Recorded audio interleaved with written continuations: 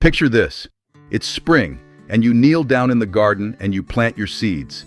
Carrots, lettuce, whatever it is. Right there in the bed where they'll grow. You water them careful, and you stand up, and you wait. And for the first day, the soil's dark and damp and everything looks hopeful.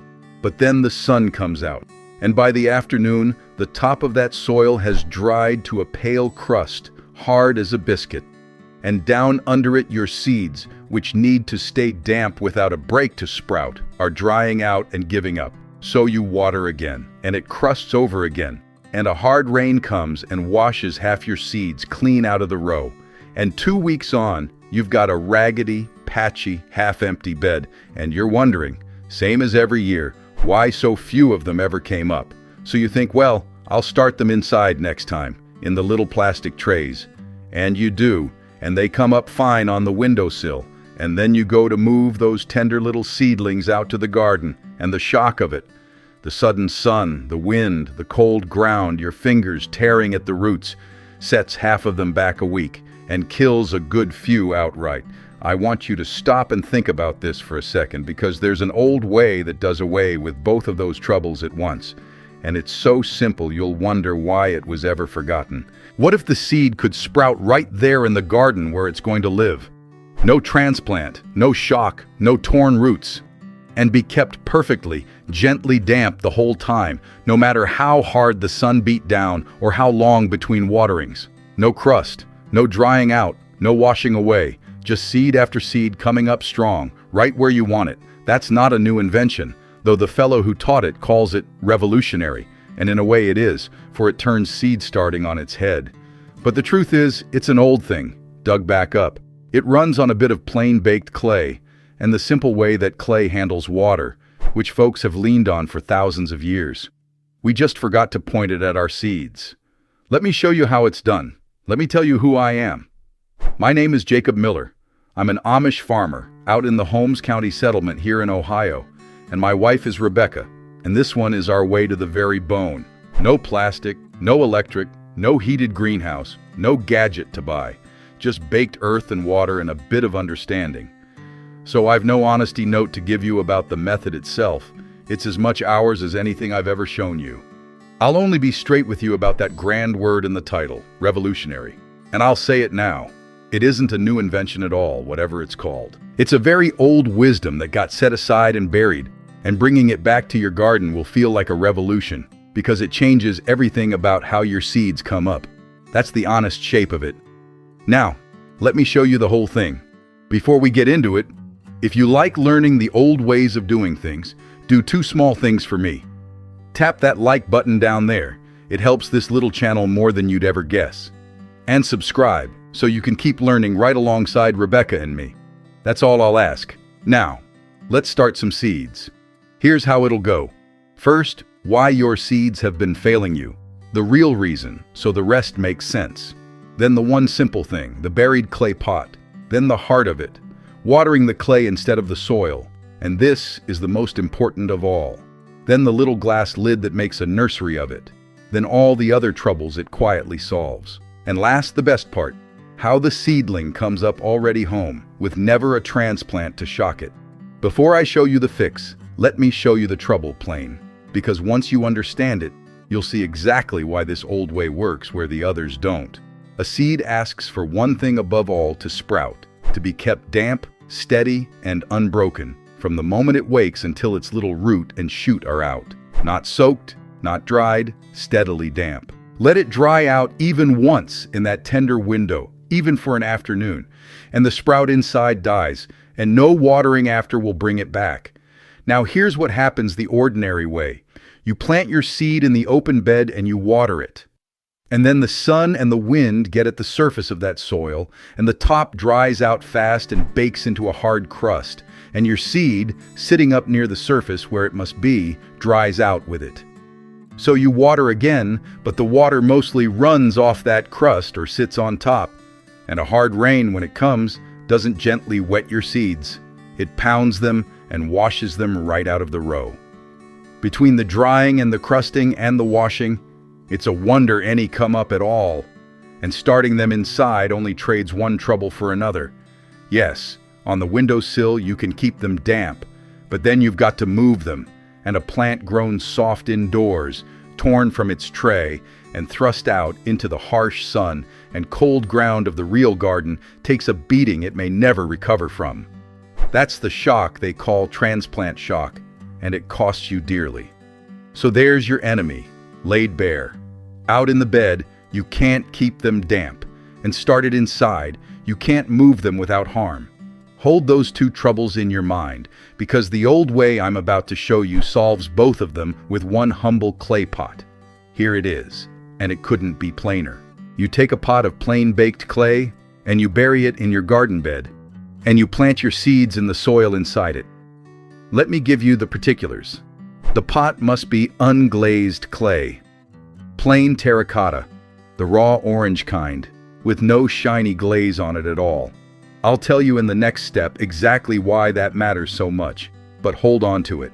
Unglazed, always. A plain flower pot does the job.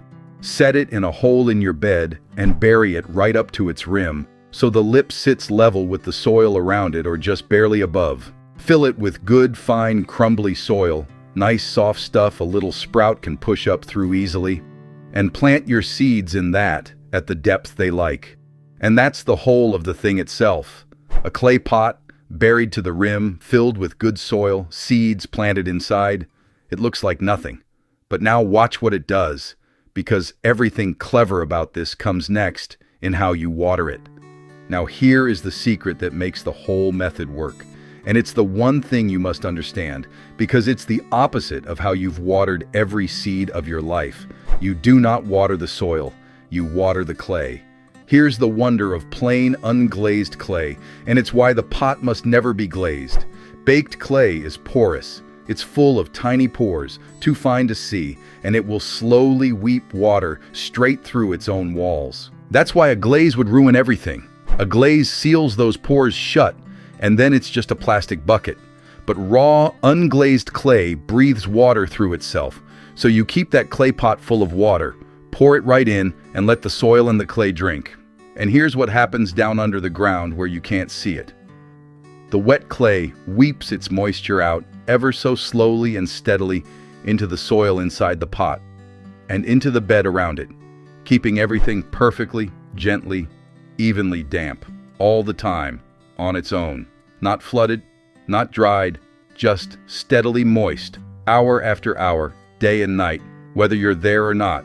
The clay does the watering for you, drop by patient drop, and it never crusts, and it never floods.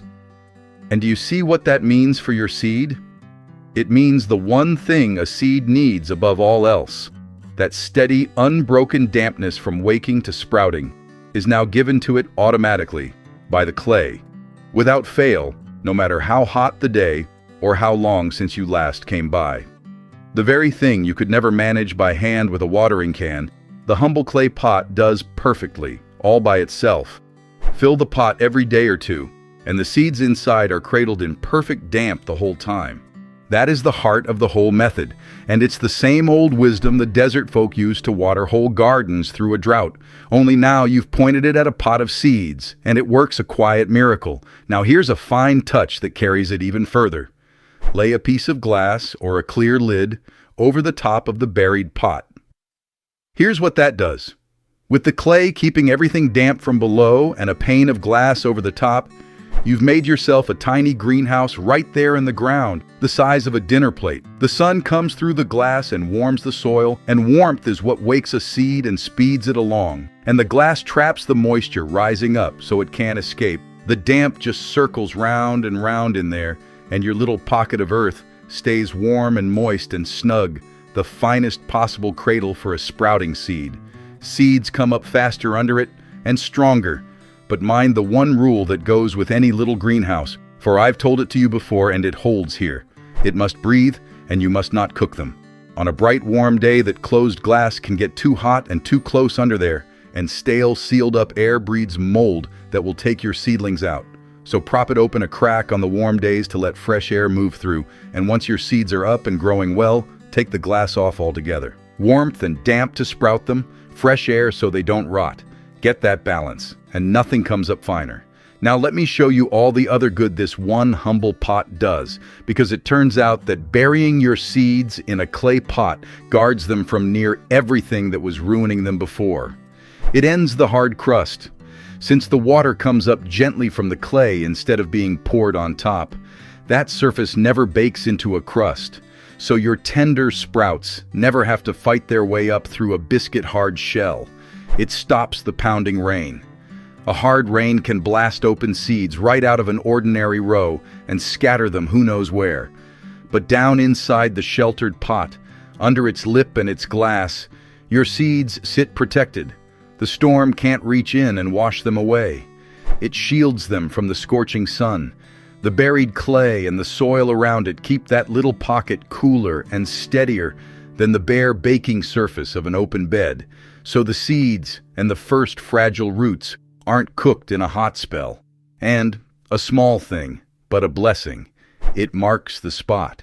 How many times have you planted a row and then couldn't for the life of you remember exactly where and hoed up your own seedlings thinking them weeds? The rim of that pot shows you exactly where your seeds are every time. What comes up inside it is precious. You never mistake it for a weed. One humble buried pot, and the crust, the rain, the scorching, and the guesswork are all gone at once. And here's the finest thing of all, the one that makes this truly worth doing. And it's the answer to that second great trouble, the transplant shock. Think about it.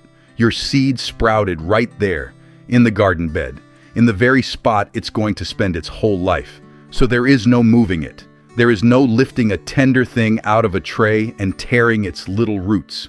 There is no soft indoor seedling thrust all at once into the harsh outdoor world. It was born outdoors in the real ground, hardened to the real sun and wind from its very first breath. And its roots run down, unbroken and undisturbed, straight into the earth beneath the pot. When your seedlings are up and growing strong, you simply take the glass off. And in time, once they're well-rooted and sturdy, you can lift the pot away and let the bed close around them, or leave it be as you please. Either way, that plant never once suffered the shock of being moved, because it never was moved. That's the whole beauty of it. You got the perfect, steady dampness of starting seeds indoors, and the tough, no-shock, already home strength of sowing them right in the garden, both at once, with none of the cost of either. The seedling that comes up this way is stronger from its first day than one you fussed over on a windowsill and then shocked half to death moving out. It never knew a setback. It just grew. Let me run it back for you, plain. Your seeds have been failing for two reasons. Out in the open bed, you can't keep them steadily damp, and started indoors, you can't move them without shocking them. The buried clay pot solves both. Bury a plain, unglazed clay pot to its rim in your bed and fill it with good fine soil and your seeds. Then water the clay, not the soil. Keep the pot full and let that porous clay weep its moisture out slow and steady so the seeds are cradled in perfect damp day and night on their own. Lay a pane of glass over the top to make a little warm greenhouse, but prop it open on hot days and take it off once they're up so they breathe and don't rot.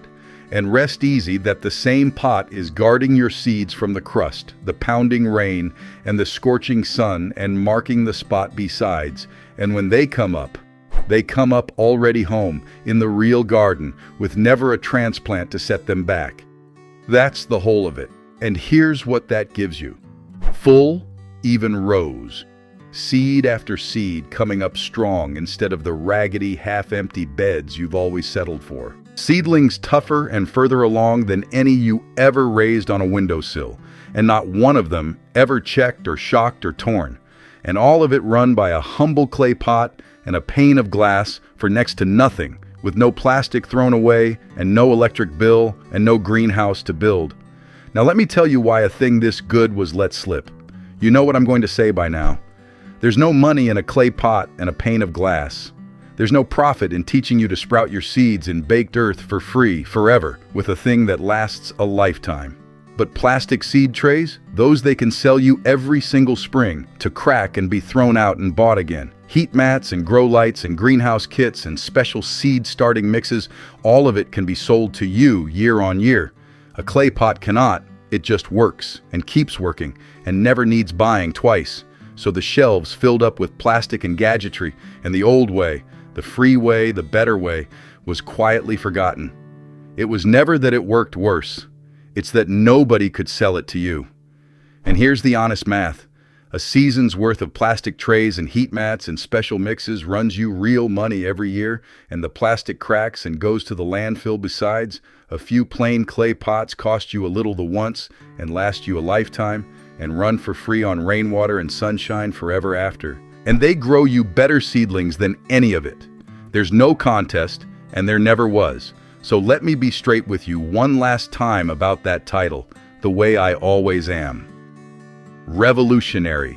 I'll own that it's a big word, and I told you at the start where I stand. This is no new invention. It's a very old wisdom dug back up, but I'll tell you honestly, the word isn't so far wrong either, because for a gardener who's only ever known plastic trays and washed out rows, this genuinely will turn everything on its head.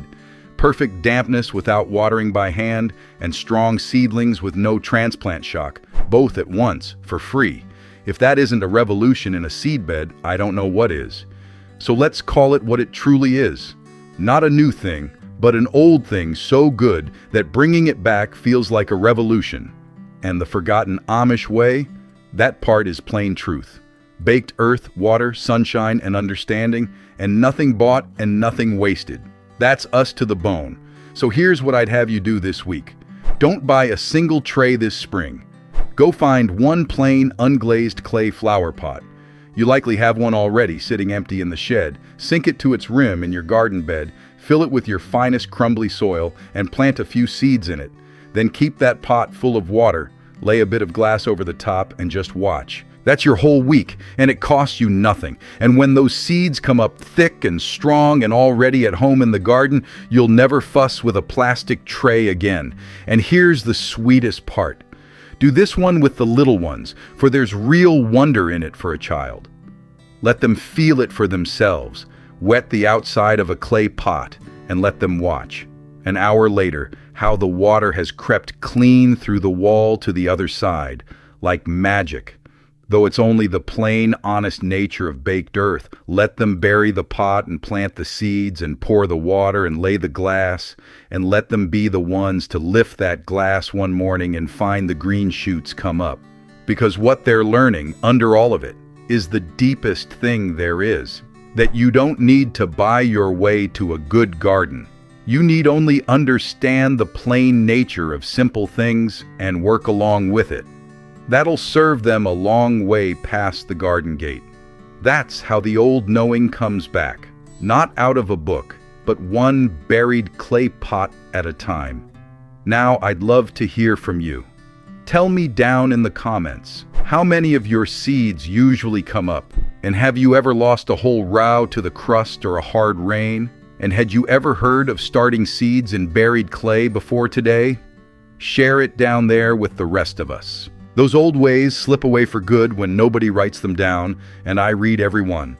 So the next time you're kneeling in the spring dirt, about to scatter your seeds into an open row and hope for the best, or about to spend good money on another stack of plastic trays, stop and think of the humble clay pot instead. That plain piece of baked earth will keep your seeds in perfect, gentle damp without you lifting a can, and shield them from the crust and the rain and the burning sun, and bring them up strong right where they're meant to live, with never a shock of moving. And it'll do it for free, for the rest of your life. The good Lord put the whole secret into the plain nature of baked clay, and asked nothing of us but the wit to use it. Bring that old wisdom back, teach it to the little ones, waste nothing, and grow more than you need, so you can share the harvest with the people you love.